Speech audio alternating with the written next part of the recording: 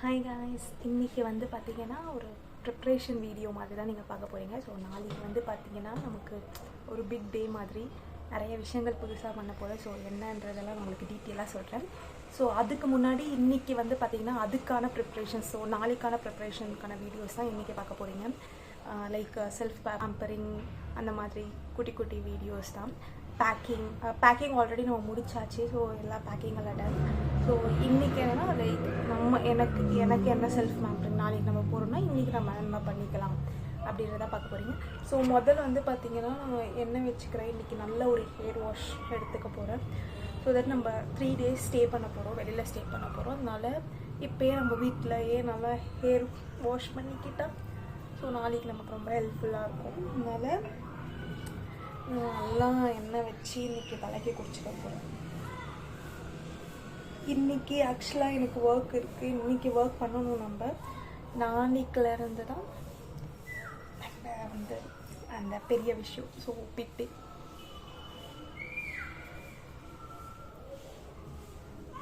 நல்லா எண்ணெய் வைக்கிறப்போ நல்லா இந்த ரூட் கார்னர்ஸ் தலையில் நல்லா ஃபோக்கஸ் பண்ணுங்கள். மோர் தென் நம்ம முடி தலையில் நல்லா ஃபோக்கஸ் பண்ணி முடியில் வச்சு நல்லா ஜென்டலாக.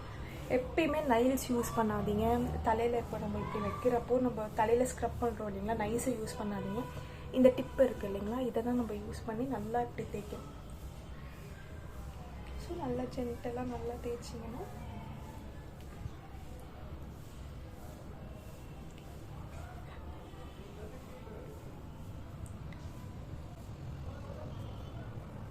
ஸோ நிறைய எண்ணெய் வச்சுக்கிறது வேண்டாம்.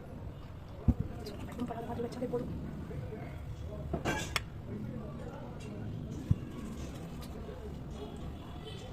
இது ஆயில் வந்து பார்த்தீங்கன்னா டபுள் ஹீட் மெத்தடில் வந்து ஹீட் பண்ணி வச்சுக்கிறேன். எப்பயுமே பண்ண மாட்டேன், எப்போயாவது எனக்கு தோணுச்சுன்னா மட்டும் பண்ணுவேன். அவ்வளோதான், டன். முடிக்கு எண்ணெய் வச்சு வச்சுக்கணும்.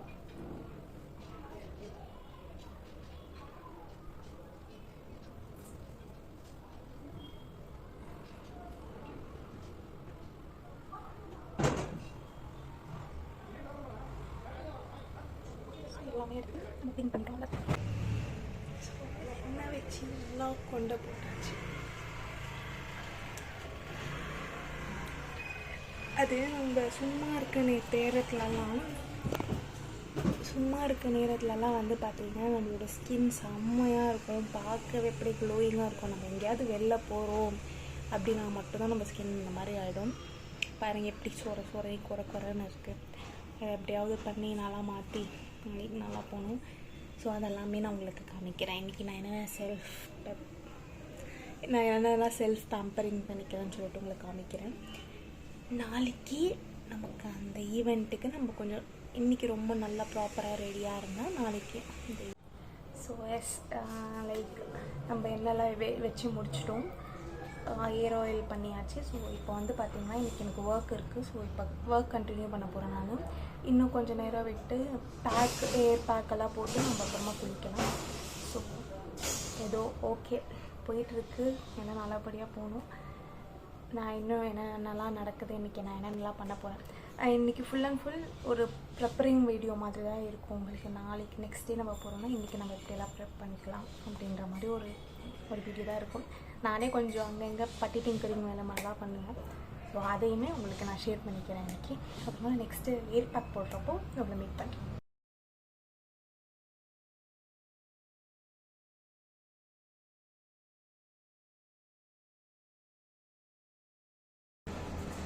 ஆக்சுவலாக இங்கே நிறைய நாய்ஸியாக இருக்குது. நான் பேசுகிறதே உங்களுக்கு கேட்குதா இல்லையான்ட்டு தெரியல. நான் இப்போ என்ன பண்ணிகிட்ருக்கேன்னா ஸ்டிச் எடுத்துகிட்ருக்கேன். எடுத்துகிட்ருக்கேன். ஸோ ஸ்டிக் வந்து இப்போ நான் என்ன உங்கள்கிட்ட சொல்கிறது, சிக்கெல்லாம் எடுத்துகிட்டு நம்ம அதை பேக் போட போகிறோம். நான் இவ்வளோ நேரம் ஆயில் நல்லா ஊறி இருக்குது பாருங்கள். ஸோ ஆயில் வச்சுட்டு எப்பயுமே நீங்கள் பேக் போடுறதா இருக்கட்டும், ஸோ குளிக்க போகிறீங்கன்னா எப்படி இருந்தாலுமே வந்து பார்த்தீங்கன்னா நீங்கள் வந்துட்டு சிக் எடுத்துகிட்டு பண்ணுங்க. நம்மளோட ஏர் க்ரோத் அது எல்லாமே கைண்ட் ஆஃப் இதுதான். நம்மளோட ஜீன்ஸ் தான். நம்ம ஜீன் நல்லா இருந்துச்சு, நம்ம பேரண்ட்ஸ்க்கு கிராண்ட் பேரண்ட்ஸ்க்கு நல்ல முடி இருந்துச்சு, நல்ல முடி வளர்ச்சி இருந்துச்சுன்னா கண்டிப்பாக நம்மளுக்குமே நல்ல வளர்ச்சி இருக்கும். அவங்களுக்கு எப்படி முடி இருக்கோ ஸோ அதே மாதிரி தான் நமக்குமே முடி இருக்கும்.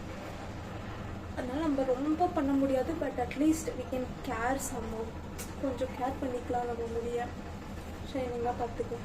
என்னோடய முடி எப்படின்னா, என்னோடய முடி அடர்த்தியாக இருக்காது, நீட்டாக இருக்கும். அதுதான் என்னோடய முடி. ஆனால் எனக்கு அடர்த்தியாக இருக்கணும் தான் பிடிக்குது, எனக்கு அடர்த்தியாக தான் வேணும் அப்படின்ற மாதிரி ஆசை. எனக்கு அடர்த்தியாக இருக்கணும் முடி, நல்லா அடர்த்தியாக இருக்கணும். எனக்கு நீளம் எவ்வளோ இருந்தாலே போதும். என்னோடய முடி இருக்கு இல்லைங்களா, எவ்வளோ இந்த அளவு நீளம் இருந்தாலே போதும். எவ்வளோ இருக்குது, ஸோ இந்த அளவு எனக்கு முடி நீளமாக இருந்தாலே போதும். பட் ஸ்டில் இட்ஸ் ஓகே, நமக்கு எது இருக்கோ அதை வச்சு நம்ம சந்தோஷமாக இருக்கோம். அவ்வளோதான்.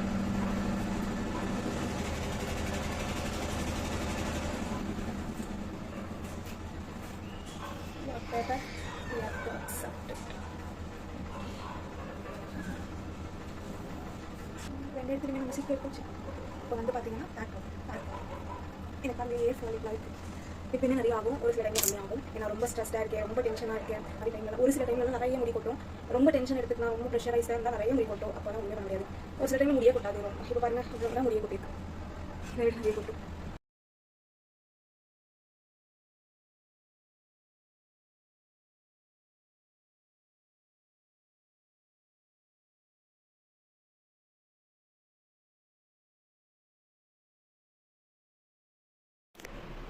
ஸோ எல்லாமே ரெடி. இப்போது கேப்மே போட்டாச்சு, நம்ம இனிமேல் கிளம்ப வேண்டியது தான். என்னோடய கண்ணாடி மாதிரி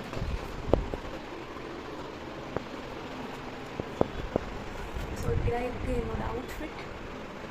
போய் எப்படி நடக்குது என்ன நடக்குதுன்றதே பார்க்கலாம். ஸோ நம்ம கேப் ஏறியாச்சு.